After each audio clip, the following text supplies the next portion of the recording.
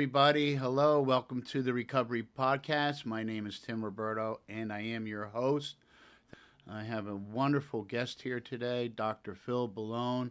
Dr. Phil Bulone and I have known each other, about 10 years now. At least 10 years, yeah. We met at least 10 years ago, and, fate, I guess, or just that force has us keep running into each other. We see each other out in the community, and then Dr. Phil came to my mind recently about the podcast, and boy, what a great guest he would be. And I'll let him tell you over the course of this podcast why I think he's a great guest, and I think you'll think the same as I do. So, with that being said, Dr. Phil, welcome to the show. Thank you very much for coming. Well, thank you for having me this morning. Appreciate that. Yep, it's wonderful to have you. So I find, a fascinating fellow because, this podcast is the recovery podcast. So it's always about struggle. It's always about mental health. It's always about PTSD. It's always about alcoholism, some, form or discussion about that. As soon as Doc got in the car today, because he's such a doer, he called me this morning. Had a flat tire, I had him all morning, so I went and picked him up. But it didn't surprise me at all, and it gave me a little chuckle, actually. This is the latest book that he's written, and I think this is, your third or fourth now? It's about my eighth. Well, see, I'm behind, and he's just a fascinating guy, and would that be, introduce yourself to everybody, and what's the journey been for you? Well, the journey started 78 years ago in St. Francis Hospital in Brooklyn, New York, and grew up in an area called Red Hook.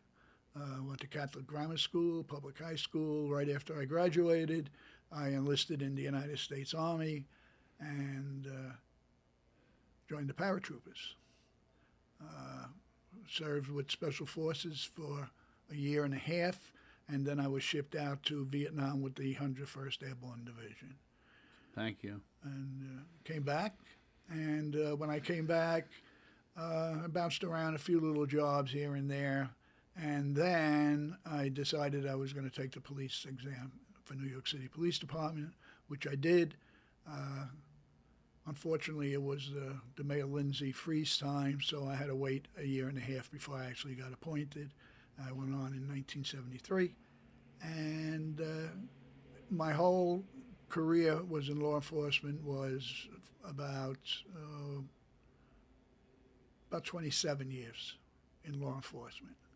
Saw a lot of drugs. I worked in a drug unit up in Harlem in the Manhattan North Narcotics Division, and it was pretty interesting, needless to say. Learned a lot about drugs, learned a lot about addiction. So it came a time in 1990, I had moved down here, and I worked those 10 years, and in 1999, I decided to get back into doing some public speaking about substance abuse, which I had done both as a police officer in New York and as a civilian in New York. I did a lot of schools, talked to parents about parenting and things like that. And my career in substance abuse and PTSD was ended in 2000, I want to say 2000 and maybe 12 or 13. After 22 years in that field. I still miss it. I do a lot of writing on addiction and on treatment. I have several philosophies. I use several modalities when I work in the field, and that's pretty much me. Yeah, amazing, right? And that's just, like the skim or the top of this career, when you came back from Nam, and you said you bounced around a little bit, was that for your own mental health? Was that for your own grounding? Like, did you need to get centered? Was that just part of your landing, coming back in from a combat environment? Well, I don't know. I grew up in a family that everybody worked hard, and you worked. So when I got back, rather than sit there and think about what I had just left, because it was funny, I got discharged on, I left Vietnam on July the 2nd, 1968, and was home at a party on the 4th of July, 1968. And that transition was a little rough. You know, you're going from the jungles of Vietnam to the beaches of Long Island. And it took a while to adjust, but I wanted to go back to work, so I didn't sit around and start thinking about the stuff I had just left. And that's what I did. I went to work and bounced from job to job. I was a restaurant manager for a couple of years. Well, and all I say, and I even tell this to my clients, no matter how many jobs you had, no matter how long you had them for, you always learn something. Every job is a learning experience that you're going to use somewhere. So my restaurant experience made me into a pretty decent cook. So, well, I'm sure you have to fill in every once in a while, huh? In the once in restaurant a while. business. Yes. What's your favorite? What's your best dish? Oh, I cook, well, being Italian, I cook mostly Italian dishes. Yeah. So any of my Italian dishes are good. That's awesome. I make a nice prosciutto in a white cream sauce, put over fettuccine. Pretty good. Oh, that sounds yum. So, anybody police officer in the family, or what kind of, you like the excitement, the zero, the. Well, going into the police department, in all honesty, was I wanted a career, a civil service career job. I knew that if you worked 20 years with the police department, you'd end up getting a pension. Yeah. It also was a helping type of job. In the Army, I worked where I was the bodyguard for a chaplain. So we were out in the field all the time, and as he was blessing them, the wounded, and saying giving the last rites for the dead, I would have to watch his back, and a couple of times I had to really watch his back. Yeah. And a lot of bad memories from there, too. Yeah. So I have a combination of, I went through PTSD, combination of Vietnam experiences and the police department experiences. Yeah. And to me, the only way you're going to get through a lot of this is you got to talk this stuff out. You got to. I like doing the writing part because you write your experiences down. And the first week, it's a 5-week program that I use. Is this a program you came up with, Doc? No, it's a program that's used in therapy. But I like it. Gotcha. I like it because you get to put down.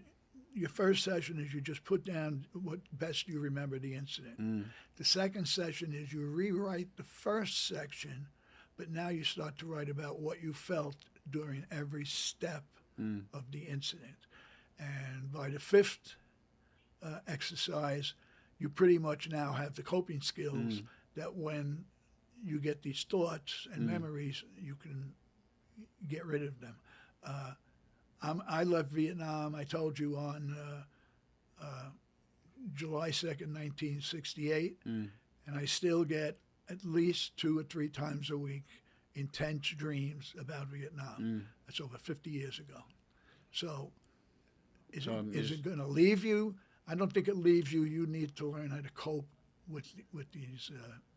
Kind of stay in it, right? Stay in it, embrace it in a way, right? Take it on. Yeah. Instead of trying to run away. No, there's no running away from it. Correct. It's only going to come back again. Correct. And again. That's the illusion, right? Right. And there are a lot of symptoms with it. So if you see yourself, having trouble sleeping, if you tend to go to restaurants and want to sit where you're seeing the door,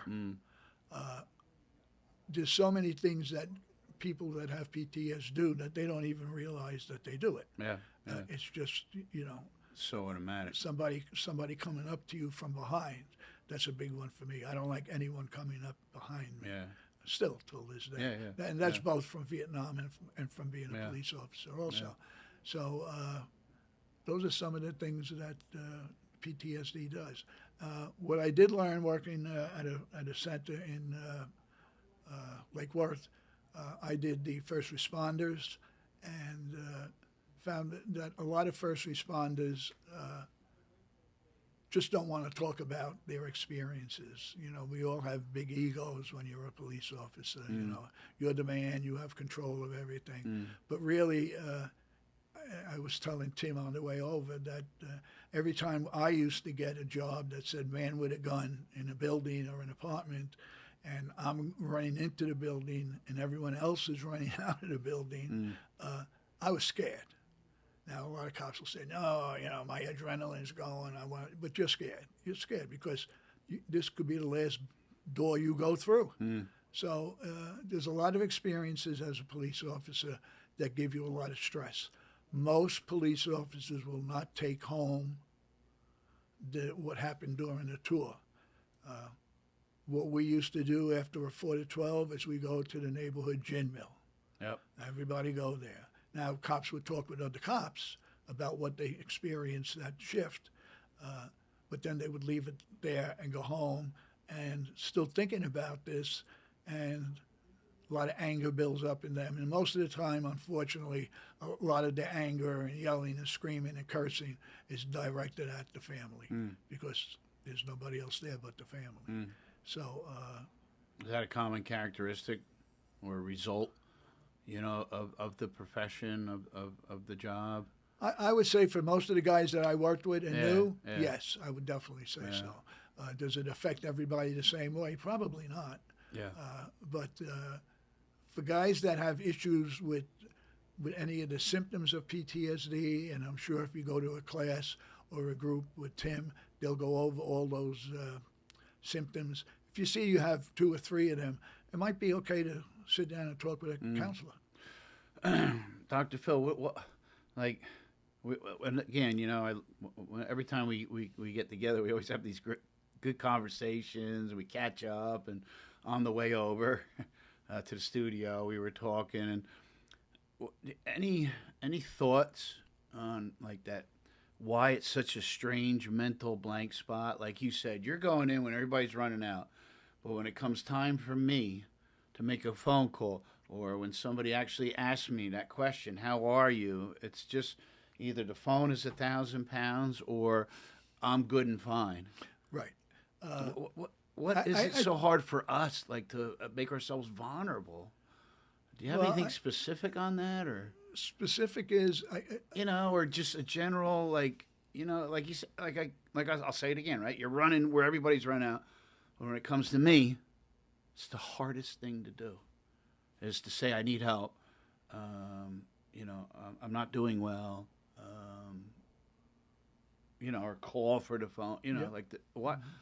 Any thoughts? Any philosophies on that? Well, the thought is easy to talk about. It's easy to talk about things other than what you personally did as a police officer. It's hard to talk about it. Is it because, like, nobody understands me, or, you know, you don't know what I go through, if you went through what I went through? But, like, even cop to cop, it's like, fine, good. Well, cop to cop in therapy, when I was working in therapy. With for you, yeah, 100. It was pretty easy for me to get information from other cops, because there was the issue in any kind of addiction program is, first, the addict or the person suffering from PTSD has to gain trust in the person they're going to talk with. If they don't feel you're at the same length with them, if you're not equal with them, they're not going to talk. So it's hard for most cops to talk to a non-first responder therapist and share all the inner feelings, because then they look like they're a crybaby. Gotcha. Do you follow what I'm saying? Yeah, I do. But that's part of the programming, I guess, right? Yeah, because the culture. When you're in the academy, you know, they train you that you know you're the man. You make the decisions, and you have to make split-second decisions, and all of that is true. All of that is true. Yeah. And then sometimes after making a split-second decision, then you're thinking, well, did I make the right decision?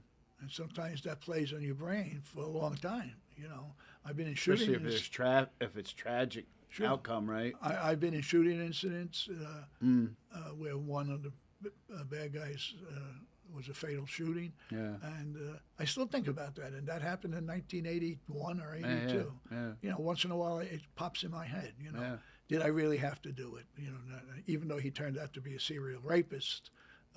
Yeah. But you still have those thoughts. You know, raised a Catholic, thou shalt not kill. Yeah. I got you. All that conflict. Yeah, there's a lot of conflict. A lot of conflict. Yeah, yes. yeah. It's geez, what was I going to say? I lost my train of thought. So it's the over and over and over and over and over, 0 to 100, 0 to 100, 0 to 100, 0 to 100. And then the conflict. So you're just getting bombarded. Like you're getting bombarded, and then with the over and over, what happens is some guys get very complacent. So they go to a job that they've been to several times. Let's just say, for example, domestic violence. Yeah. Well, you know, usually when I went to domestic violence, I would have my hand on my gun or the gun out of the holster on the side because one of the top ways cops die is when they respond to domestic violence. You know, and they don't think about that. Yeah. So you always got to be on the ready, you know. So you're sitting in the car laughing and joking, talking about the ball game last night, having a cup of coffee, and then the call comes over, you know, man with a gun or husband stabbing his wife. And you get to the scene and you're going from that low point of being pretty relaxed, and now the adrenaline is running, the heart is pumping, the sweat is coming down your brow. It's just hard sometimes for people to deal with that. Yeah. I mean, it's very understandable, you know. Is there any, like, it's like, I think police officers, veterans, first responders, I think they're wired to do what we do. Like, we're just wired to do that, even though we talk about all this intensity, this trauma, the body changing. I think the body changes, like, genetically, too, like your genes start doing something else other than they were designed for, kind of, you know. And to keep going back, to keep going back. And a lot of us struggle, like, with families, right? Like we were saying before, you know, the divorce rate's high. With first responders, police officers, veterans, anybody in an active position like that, you know. But it's this, like, you know, we just used the word conflict, right? Like, even though I'm going through all this, I still show up every day for it. Yes. That's what I'm getting at. Like, I'm wired to do what I'm doing.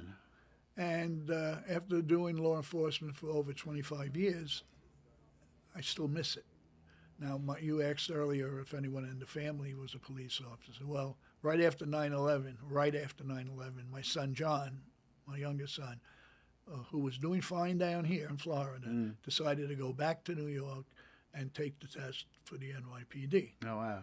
And he just finished his 20 years about a year ago. Oh, wow. So, and you know, he was assigned for a long time to the DEA as a liaison with the police department. Yep.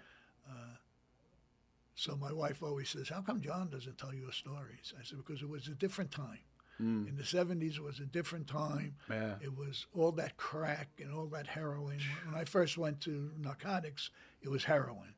And then I'll never forget standing on 125th Street in Harlem. It had just rained. And I'm standing by the curb getting ready to cross the street to go into my car.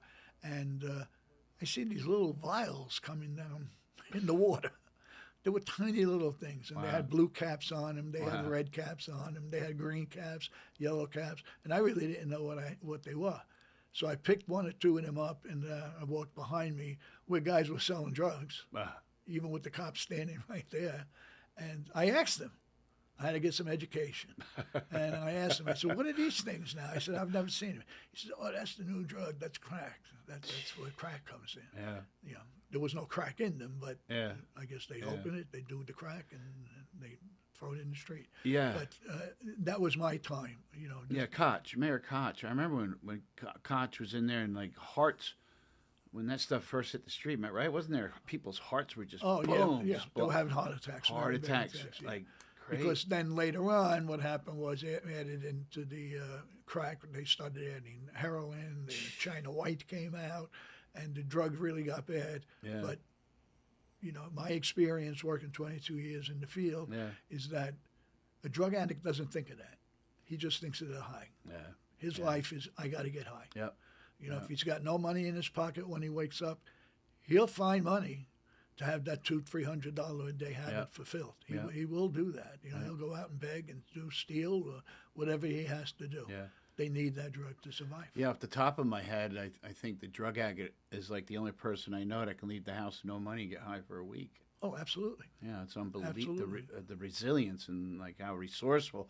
And I think, you know, you as a therapist, me as a counselor, it's like our goal, right? Like how do I get this guy or this gal to make that shift, to put all that energy and all that time and discipline into recovery or improving the quality of their life?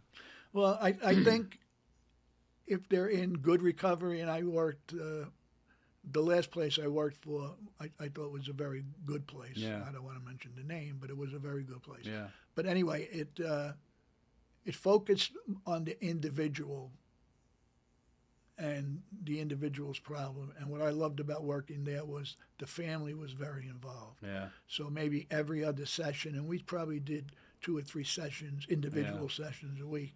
One of those sessions would definitely be talking with the family. Yeah. And now that you have Skype, it actually gets the family on the computer screen, and that was a big help. Oh yeah. Big help Well, it's a family illness. It's a family illness. It's a family disease. Everybody gets to play. And right? And as far as the parents for the first time now can actually tell the addict how they feel, what they're doing, what he or she is doing to them, and it was a good program, and it worked out well. Yeah. In fact, I was telling Tim on the way over here, I still get phone calls from ex-clients. Yep. I get baby pictures. I get Christmas cards. Yeah. So, you know, so now I know these people have been clean for, you know, 10 years. Yeah, but you got a role in that too, Doc. You're very good at what you do, and you care, and you're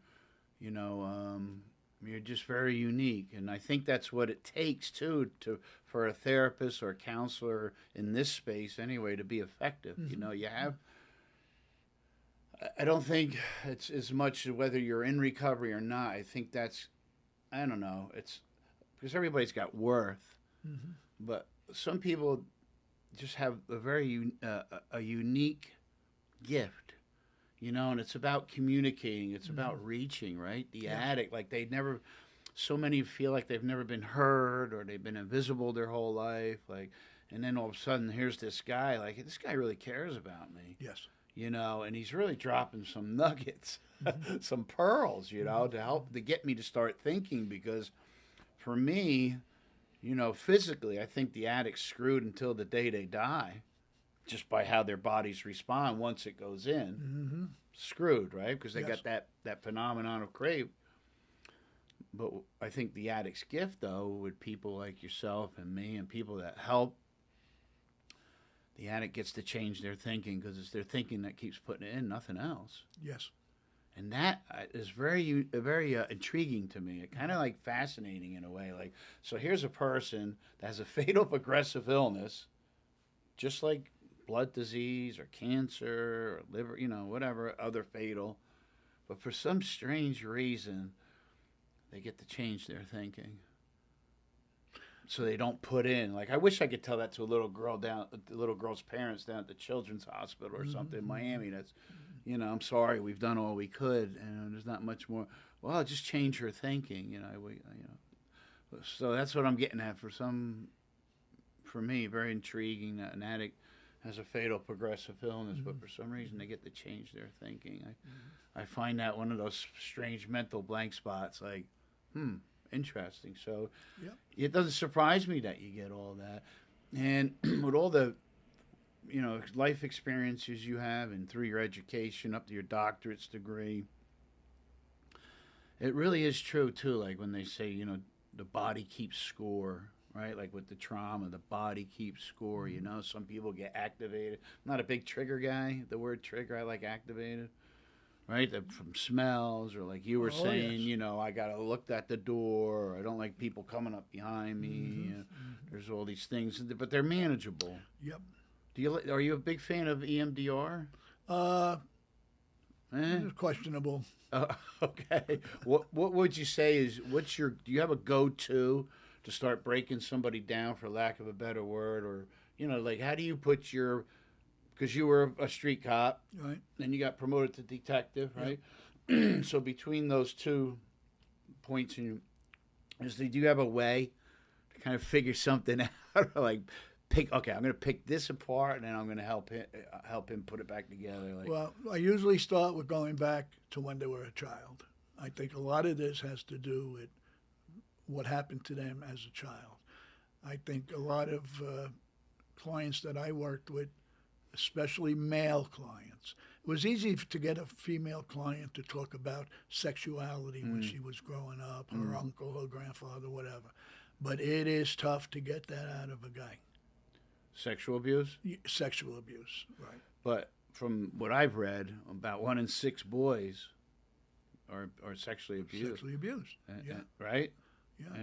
And girls, I think, from what I've read, some say 1 out of 3, some 1 out of 4. Yes, it's much higher with the females. Yeah. Absolutely. Yeah. So you got to look at where you work. Yeah. You said, I think you told me you have like 175 beds or 75. 75. Each way, yeah. I apologize. No, you're good. 75. So if it's 1 out of 6 boys, how many boys in there have been sexually abused, and how many are willing to talk to them? So what I do is I tell them right from the beginning, I'm going to be honest with you. That you're honesty, very good at. You're very good. Honesty is the best policy. And some schools of thought is counselors shouldn't share their own personal experiences. I think that's BS, to tell you the truth. Me too. I want to tell you like it is. Yep. This is what happened to me. Yep. This is how I handled it. This is how I lived with it for so many years until I actually told somebody. And there were some things that happened to me as a kid that I would never talk to anyone. And then when I worked in my first social work job in Long Island after retiring, I went to lunch with this girl. Her name was Gilda. I actually remember her name. And just during lunch, we were talking about a client, and all of a sudden I said, that happened to me. And she goes, what do you mean that happened to you? Wow. And I just poured everything out. And I felt so much better because I got it off my chest. But why is that, though? Like, are human beings wired to connect? Or are we wired to feel, and then we go against the grain? Like, we shove it down, we implode, and so when we do get honest and do get it out, why is that always a guarantee? Like, I'm just gonna feel better. Is it part of just honor, like, because we're honoring our authentic self? We're not protecting it. We're not attaching any shame or guilt to it. Like, it always just feels better, but it's the hardest thing to do. It's the hardest thing to do. But once you do it, you do feel better because you got this block that was on your back and finally taken away. But what taught us to attach shame to it? Oh, because I won't say anything. Like, what do you think about that? Is there, like, why do we feel it's wrong, or I don't tell anybody, or how does that happen? Because of embarrassment, maybe, I don't know. Could be embarrassment. It's deep, though, right? When you think about it, like, I'm a 6-year-old boy, something happens to me, and just instinctually, I'm like, so there must be something wrong with me, or I'm not saying anything. Well, I think that's what it is. Especially when it comes to sexual incidents. Boys don't do that. Yeah. Or I'm embarrassed. I don't want to tell anybody. Yeah. And then on the flip side of that, I've had clients that actually were abused and went to their parents and told them, and the parents turn around and tell them, "Oh, come on, that's not what he meant." Shoot it down. They shoot it down, and then you think the kid's going to go back and talk to them next week? Not going to happen. No, you crippled them even more. Yeah. Right. Yeah, and I found that to happen often. Yeah. So it's all in the therapist's technique. Mm. You know, I think that's got a lot to do with Do it. you have a favorite technique? Favorite, that you really enjoy, that you just, man, this is just my jam. Are you a CBT guy, or are you I like CBT. Yep. I like CBT a lot. Yep. I like the written exposure therapy a lot. Those two are my favorites. Yeah. I use a lot of it, kind of mix them together. Yeah. Because it works better. Yeah. That writing, the written exposure is that second session where you rewrite it, and now you talk about your feelings. That jumps right into cognitive behavior therapy. And a sprinkle of honesty. Yeah. Right. So it's there, and Yeah. so I like using those two models. I look at writing as, because most of us won't do it. We choose to stay up here all the time, just getting outmaneuvered. But when you can get people to write, this is how I look at it. I don't know, maybe you have something else you want to add to. Like when I get people to write, it's just write. Well, what do you want me to write? It doesn't matter. Just start writing, and the flow will start. Right. And I'm not going to try to put that on a blackboard and explain that to you. We'll just start. But I want to read it together with you, right? Because when you read what you wrote, it just comes back differently, doesn't it? Than doing this all the time instead of journaling or writing. Like, do you find that kind of the same? We on the same page? Absolutely. And that second session of that writing exercise is where now you talk about them, rewrite it. But now as you rewrite it, tell me when that incident happened, what were you feeling?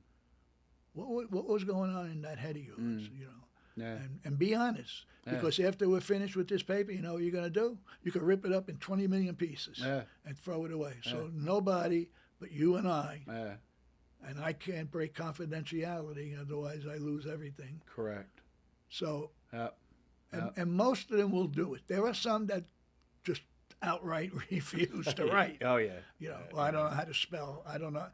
And when I start the session, I tell them, don't worry about spelling. Don't worry about punctuation. Don't worry about any of that. Forget you went to school.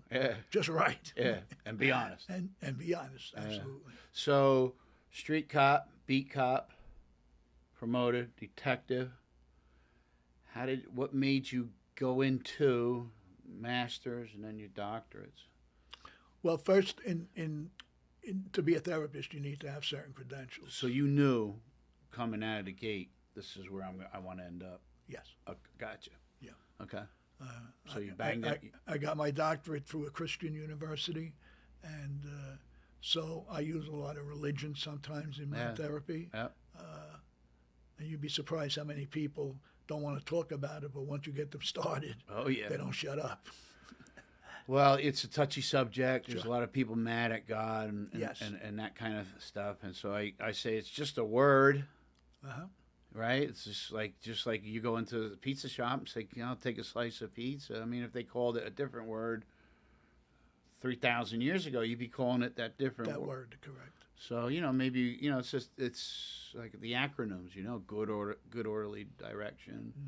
You're an alcoholic, group of drunks. And then I stumbled upon this because I, as a sponsor too, right? In my own personal life, I sponsor a lot of men too, and I run up against that a lot. And so one day it came to me, I would say to them, let me ask you this question, because you got to be open, you got to be willing, you got to have an open mind. Recovery is all about honesty, open-mindedness, and willingness. It just is. So I discovered it years ago. I said, let me ask you something. Are you pissed at God, or are you pissed at the people in the church? Because what I read in Scripture is not what I see people. Exactly. And that has turned a lot of light bulbs on. Oh, yeah. And it's broken down. It's taken away that resistance a little bit more, and that's all we need, right? Just a little. And it's amazing how well that works, and I still use it today. I still run into it all the time. But let's say you take a great writing, like as a writer yourself, 8 books, not just I think I said 4, 3. The Big Book of Alcoholics Anonymous. Yes. And it specifically states in that book, when the spiritual malady is overcome, we straighten out mentally and physically. So you get your master's, you get your doctorate's degree, Christian counseling, Yeah. Is that right? Christian counseling is very important I, as part of the overall counseling. You've Correct. got to have that piece in there. correct. You have to have that piece. Does it have to be Christian? Can it be spirituality? Can No. it be Jewish? Like just I as tell long- them it's just spirituality. spirituality. As long as there's some practice of Yeah, you know. like getting centered or listening to different things, right? Spending quiet time, because the body needs that side of it too, right? Yep. I know from my experience, they've tried everything else. They've tried everything. They've been trying to get outside of self for years. Right. And But yeah, you're right. They need to find themselves. You know, I look at the first step. I tell my groups when I do groups, especially when we're doing 12-step groups, I tell them, of all the steps, the first step is the hardest one. Because you didn't accept the fact that you're an alcoholic, that you're a drug addict, that you're an anger person. You got to accept that first step. And you want to know something? Probably none of you in this room right now ever accepted it, because you're back here for your second, your third, your fourth time. Keep coming back. Keep coming back. yeah, But you got to accept the fact that you're an addict. Once you do that, you move to the second part of the first step. And then when you accept all that, and you know, I love people, and I get excited when they say this. I love people when they go and they come to group, and they go, well, I did the 12 steps, and I ask them, okay, now they're back in recovery, and well, when did you do them? Oh, I did them in the last program I was in. Okay. And how long were you in that program?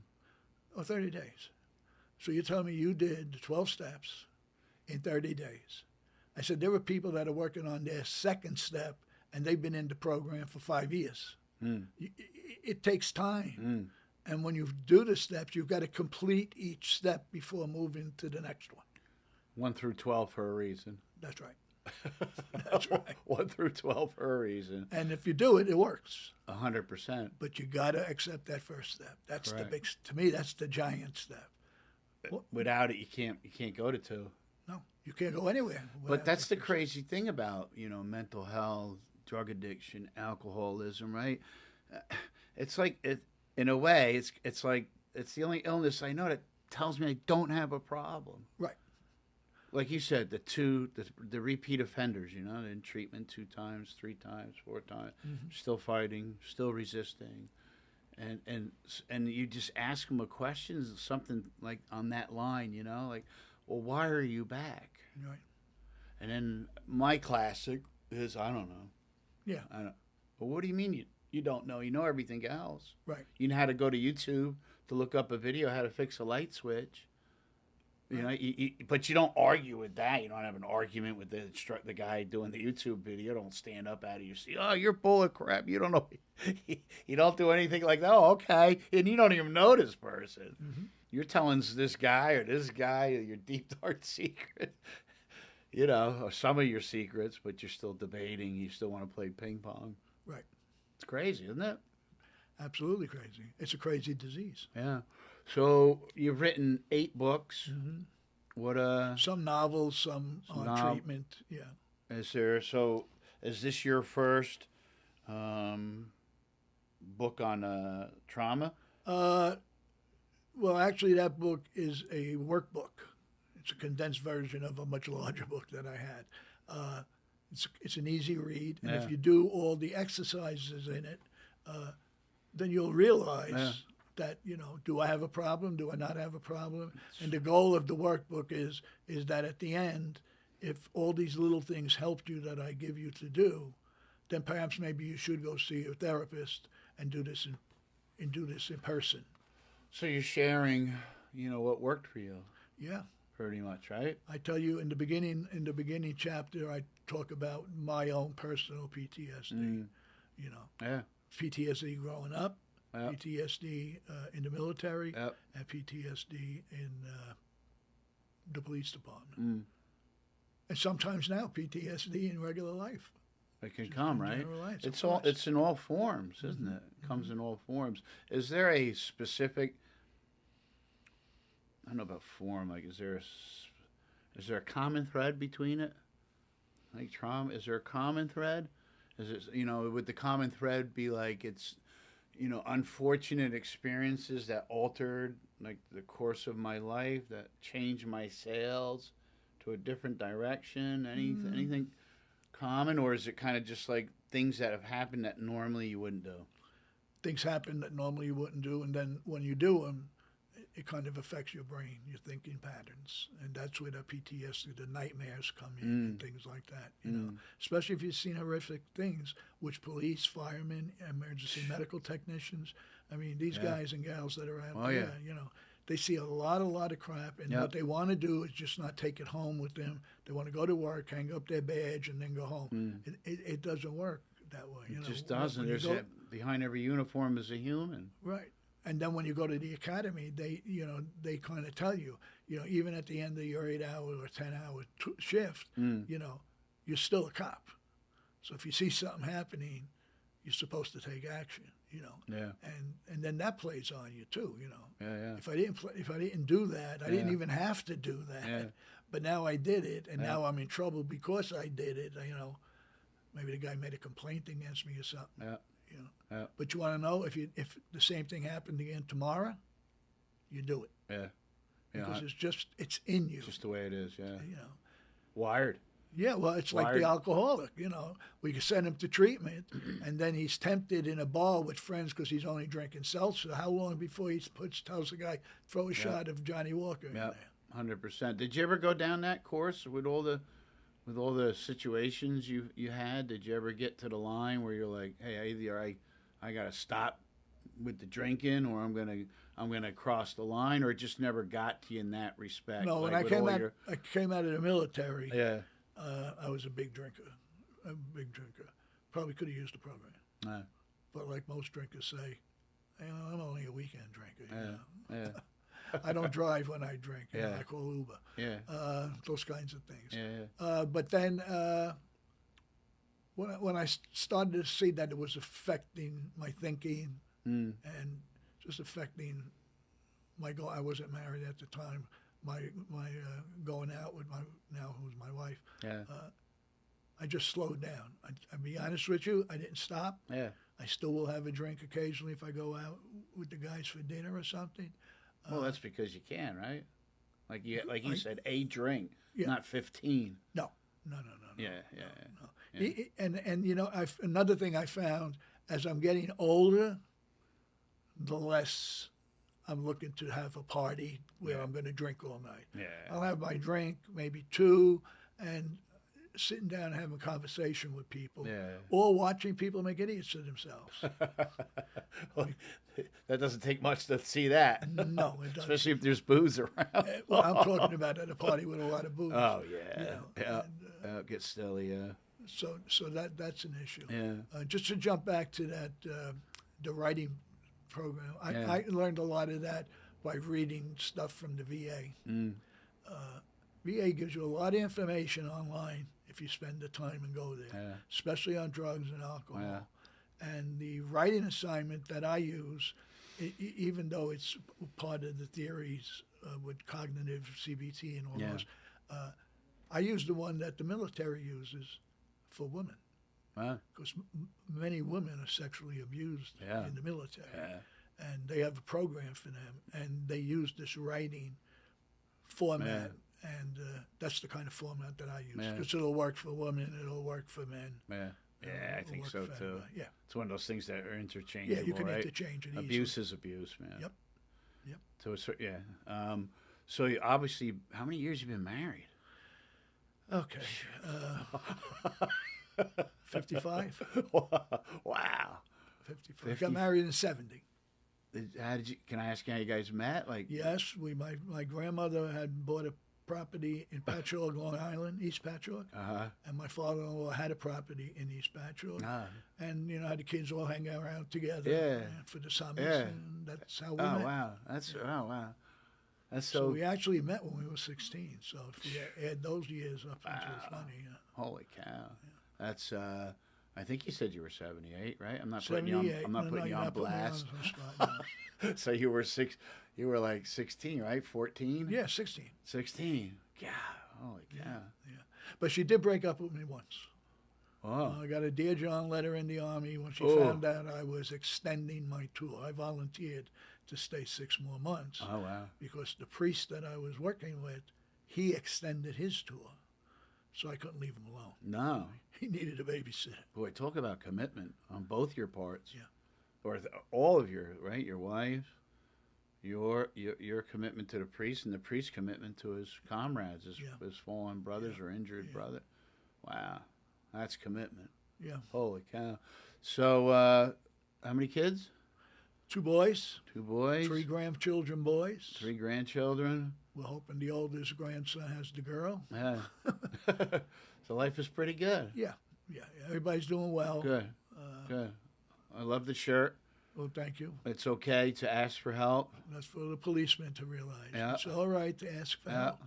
And if we did reach that guy, because that's always our goal. We were talking about it before. My goal, I know Dr. Phil's goal, Beachway's goal, anybody that's in this line of service, is our goal is to reach that one person that might have just stumbled upon it. I don't know. I'm not in the business of outcomes, just in the business of carrying the message and doing things like this. So if there was that one person, how could they get in touch with you? They can go online Yeah. and put in, they can write to me at counselor46@yahoo.com. Counselor, Counselor, 46. O-R on the end, counselor46@yahoo.com. Thank you for doing that. And you know, if we did just happen to reach that one person, I've known Doc about 10 years, maybe a little longer. Yeah. I mean, ace, just, I don't know. They just don't make him like him anymore. Oh, thank you. Well, just a very, very clever, gifted Serb. He's got a server's heart. He'll definitely tell you the truth. Absolutely. 100%. I can vouch for that. And any last words before we wrap it up? Well, like my shirt says, it's not ask for help if you need it. You'll know if you need it. Give it a shot. If you're sitting out there saying, maybe I should go to a meeting, I don't know if I should. Give it a shot. First of all, you're going to meet some good people there, because good people go to meetings, and you'll learn something. And then if you think that you need help, which most of you probably don't think you need help, but if you think you need help, try going to a program. Beachway seems to be one of the better programs. Give it a shot. You go in there, talk to a therapist, talk to an administration person, talk to someone, get some information, and then go for it. You can be straight again. There's no doubt in my mind. Anyone who's an alcoholic or a drug addict, you can be straight again. You can be a straight person and not use anymore. It's up to you. You're the one that's got to make the change in your life. Tim and I can't make the change in your life. We can give you suggestions, we give you recommendations, we give you direction. But you have to first say, I want help. I need help. Once you get through that, you get the ball rolling, you'll be okay. Fantastic. So my name's Tim Roberto. I am also all over the place. My email is tim.r@beachway.com. I'm on social media.